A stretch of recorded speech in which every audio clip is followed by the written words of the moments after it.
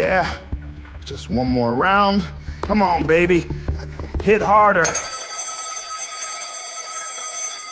Who is it? Hello? Yeah, I'm here. March 13th, 1971, Madison Square Garden. The locker room door opened 45 minutes before the fight. 3 men in expensive suits walked in without knocking. Muhammad Ali was on the training table. Angelo Dundee was wrapping his hands. The biggest man sat down across from Ali. "You're going to lose tonight," he said calmly. Ali sat up slowly. "Excuse me. Round 8. You go down. You don't get up. Simple." Angelo stepped forward. "This is a closed locker room." The man ignored him, eyes locked on Ali. "This is business. We're offering good money. Tax-free. All you do is take a nap in round 8. The man named a figure. Substantial. More than Ali's purse. Ali looked at the money being offered. Thought about his bills. His comeback. 3 years away from boxing had drained everything. He needed money desperately. But then he thought about his promise. Age 12, stolen bicycle, Joe Martin's gym. Never let anyone make him feel powerless again. "No," Ali said simply. The smile faded. "You should think carefully. We're not people you say no to." "I just did. There are consequences." Ali stepped closer, voice quiet, dangerous. "The United States government tried to make me do something I didn't want to do. They stripped my title, threatened me with prison, and I told them no. I was willing to lose everything, because some things matter more than money. You think I'm scared of you?" The mobster stood. "The government plays by rules. We don't." "Is that a threat?" "It's reality. People who say no to us, their families have problems." Ali didn't blink. "I've been threatened by the FBI, the Ku Klux Klan, the Nation of Islam, and I'm still here. Still standing." The man adjusted his tie. "You're making a mistake." "No, you made the mistake." Ali moved closer. "Let me tell you what's going to happen. You're going to leave. You're going to tell whoever sent you that Muhammad Ali said no. And if anyone comes to my locker room again, I'll call a press conference. I'll tell the world the mob tried to fix my fight. And then, where will you be?" The threat landed. The man's eyes widened. Public attention was the last thing they wanted. He stared at Ali, finally nodded. "You're either the bravest man I've ever met or the stupidest." Ali smiled. "I've been called both, but I'm always honest. And I always keep my word. So when I say I'll go public, believe me." The 3 men left, door closing softly. Angelo exhaled. "Do you know what you just did?" Ali shrugged. "I told some guys I'm not throwing a fight. Nobody owns me. Nobody controls me. They could come back. They won't. I meant what I said. If anything happens to me, everyone will know, and the mob doesn't want that attention." That night, Muhammad Ali destroyed his opponent, knocked him out in the 8th round, the same round he'd been told to dive. After the fight, a reporter asked about any trouble. "No trouble at all," Ali smiled. "Just had to remind some people who I am." But 2 days later, everything changed. March 15th, 1971. 3:47 p.m. The phone rang. Muhammad Ali's home, Cherry Hill, New Jersey. Belinda was in the kitchen. Their daughter Maryum should have been home from school by now. Should have been. Belinda picked up the phone. "Hello?" Silence, then heavy breathing. "Hello?" Edge of concern now. A man's voice. Low. Professional. "Mrs. Ali, don't hang up. Don't scream. Just listen." Her hand tightened. "Who is this?" "Where's your daughter, Mrs. Ali?" The words hit like a punch. She looked at the clock. 3:47. School let out at 3 mus. Maryum should have been home by 3:15. "What did you say?" "Your daughter, Maryum, 9 years old, blue jacket, Snoopy lunchbox. She didn't come home, did she?" Belinda dropped the phone, ran to the window. Empty driveway, no Maryum, no bus, nothing. She grabbed the phone. "Where is she? Where's my daughter?" "She's safe. For now. Whether she stays that way depends on your husband.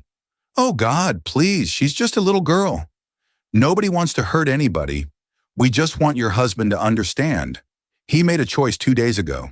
Now he needs to make a different choice. What choice? What do you want? Put your husband on the phone. Belinda ran to the study. Ali saw her face. Stood immediately. Muhammad, voice breaking. Someone has Maryum.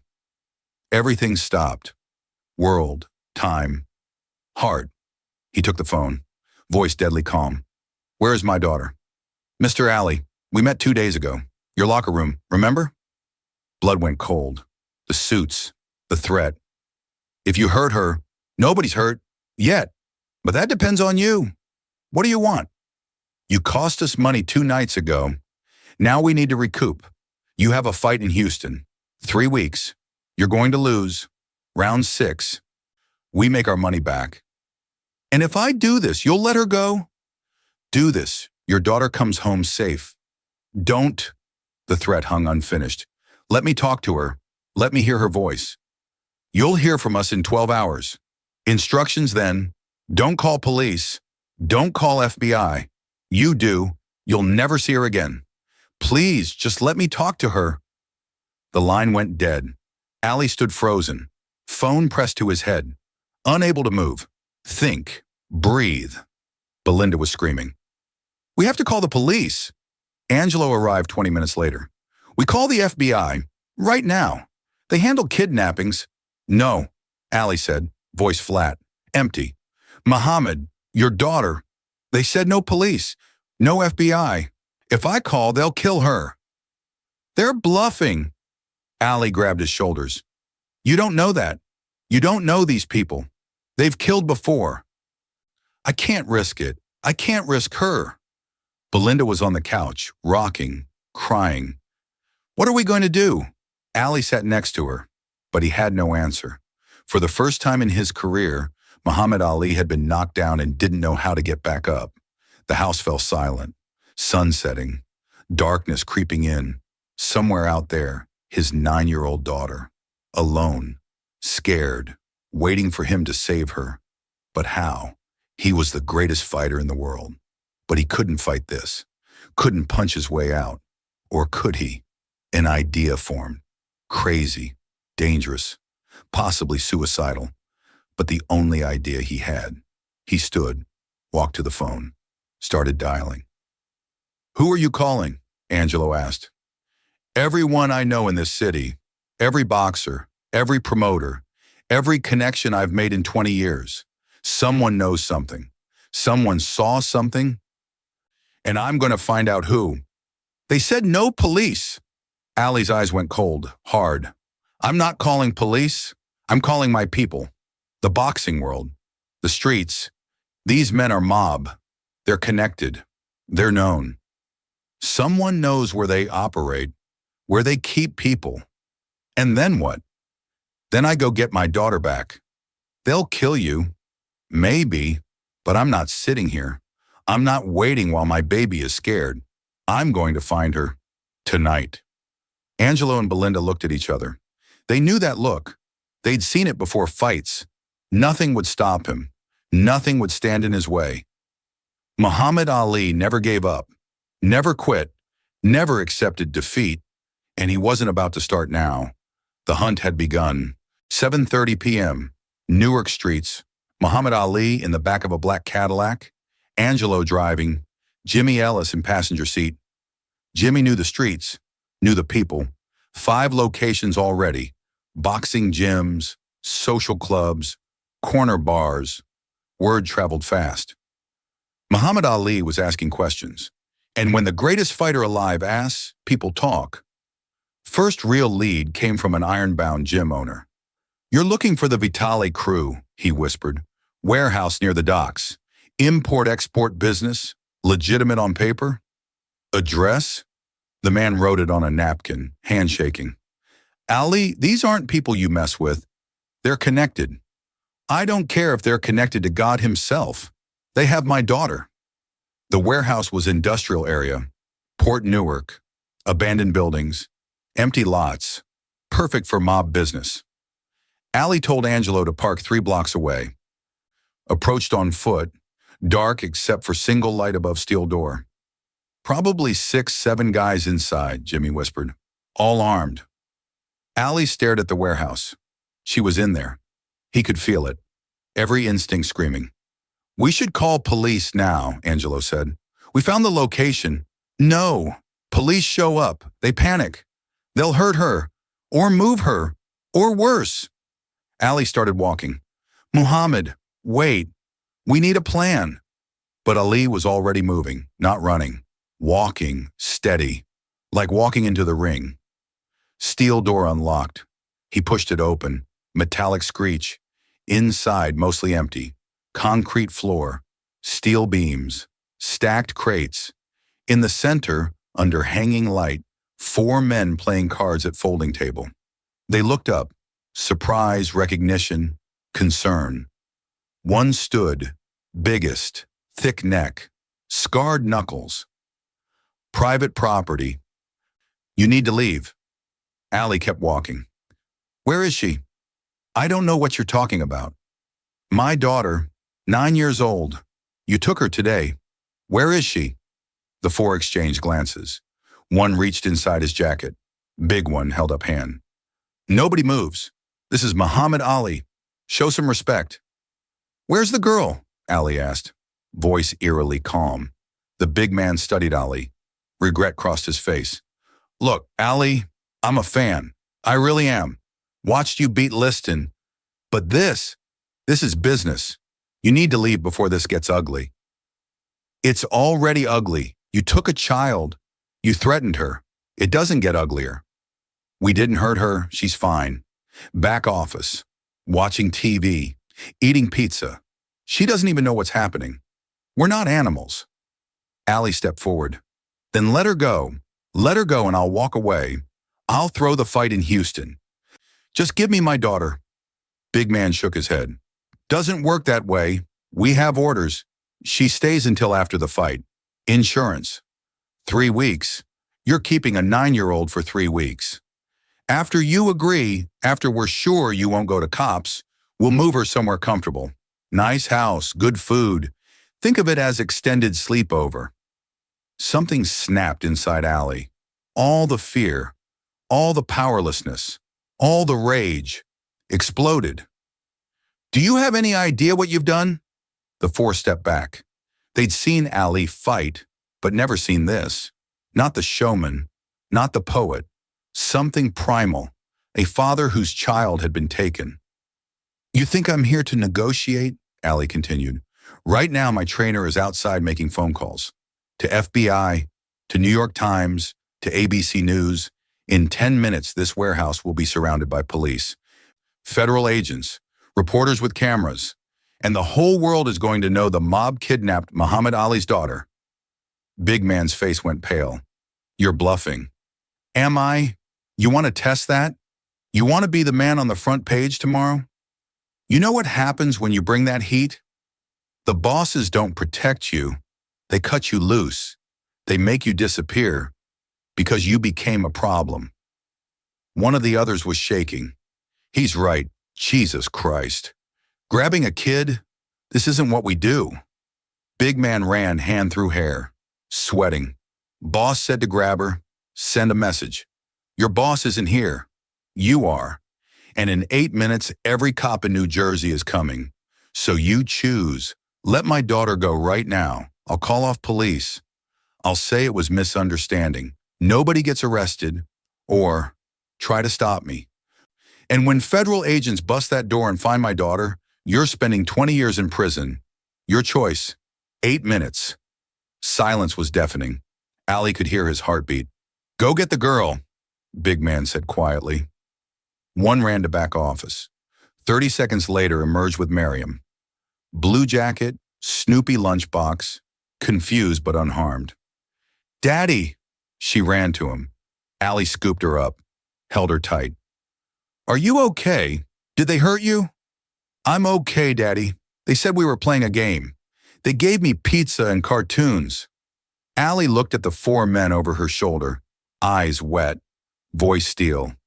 If I ever see any of you again, If you ever come near my family, I won't call police, I won't call FBI, I'll handle it myself. And you know what I'm capable of. Big man nodded.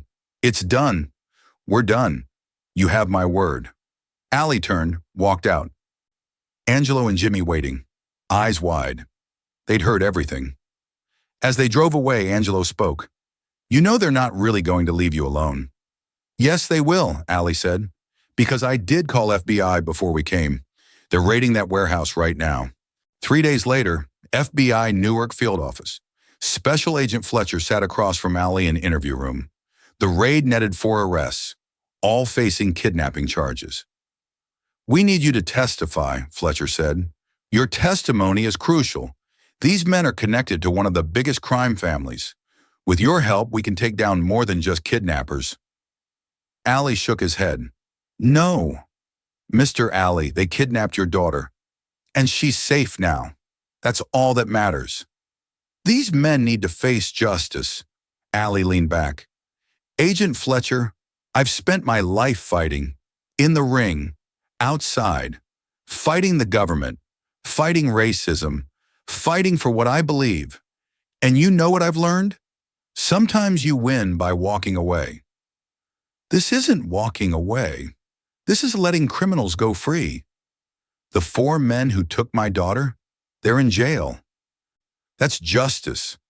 But the bosses, the families, they're protected. You know it. You'll spend 2 years building a case. They'll hire expensive lawyers, drag it out, threaten witnesses. Maybe 1 or 2 guys take plea deals. 18 months. That's not justice. That's theater. Fletcher's jaw tightened. So you're just letting them get away with it? I'm making sure it never happens again, but not through courts. What does that mean? Allie stood. It means I'm making new friends. People with influence. People who don't want boxing getting this attention. The mob's been in boxing for decades, but times are changing. TV money is changing things. Corporate sponsors are getting involved. They don't want the stink of organized crime. So I'm going to talk to those people. Make sure the mob understands that leaving me alone is better for business. You're making a deal with them. I'm establishing boundaries. There's a difference. Allie walked to the door. Stopped. You want to take down the mob? Good luck. I hope you do. But I'm not spending the next 5 years in courtrooms while my daughter grows up without a father. I've already lost 3 years of my career to principal. I'm not losing more time with my family. Fletcher watched him leave. Part of him respected Ali's decision. Another part knew justice wouldn't be served. But Ali was right. The mob protected its own, and witnesses had a habit of disappearing. That evening, Ali sat in his living room, Maryum on his lap, watching television, laughing at cartoons. Children were resilient. They bounced back. Belinda sat beside them. Do you think they'll leave us alone? Yes, Ali said. Word spread. I've talked to people, made arrangements. The mob's getting the message that I'm more valuable as a friend than enemy. And after the FBI raid, they know I'm willing to go public. That's their worst nightmare. Sunlight, attention, cameras. They operate in shadows. I drag them into light. And Houston? I'm going to win. On my terms. Nobody tells me when to win or lose. What if they retaliate? Ali kissed Maryum's head. They won't, because I have something they don't. A voice, a platform, fame. If anything happens to me or my family, the whole world will know who did it. That's my insurance, not lawyers, not bodyguards. Truth, transparency. The one thing criminals fear most. The story never became public. Ali kept his word, didn't testify. The 4 men took plea deals, served reduced sentences. The people who ordered it were never charged, never faced trial. But in the underground world of boxing and crime, the story spread. Muhammad Ali had faced down the mob, threatened to expose them, got his daughter back through will and strategy, won without throwing a single punch. Years later, in 2001, a writer asked Ali about the incident. By then, deep into Parkinson's, speech slurred, movements slow. But when the question came, His eyes cleared, focused. Did it really happen? The kidnapping? Ali was quiet, then smiled slightly. Some fights, he said slowly, you win in the ring. Some fights you win with words. Some fights you win by refusing to fight. The important thing is knowing which kind you're in. So it did happen? Ali's smile widened. You'll never know for sure. And that's exactly how it should be. The mob operates on fear and secrets. The moment you speak truth, they lose power. So I'll never confirm or deny, because the uncertainty, that's what protects my family. They never know what I might say, what I might reveal. And that keeps them careful, keeps them distant, keeps them afraid. The writer never published the interview. Ali had made him understand. Some stories are more powerful unverified. Legends, myths, whispers. Maryum grew up healthy and safe, became a writer, speaker, activist, inherited her father's courage and voice. Though she never spoke publicly about March 1971, she carried the lesson that sometimes greatest strength isn't physical, it's moral, intellectual, strategic. Her father saved her not with fists, but with mind, not with violence, but with threat of truth. That was the real power of Muhammad Ali. He was the greatest not just because he could fight, but because he understood some battles required different weapons. Some opponents couldn't be defeated with punches. They had to be defeated with words, leverage, truth. And Muhammad Ali wielded truth like other men wielded fists, precisely, powerfully, devastatingly. That's why he was the greatest. Not just in the ring, but in life, in fights that mattered most, fights for family, for principle, for things no championship belt could represent. And in March 1971, he proved it once again.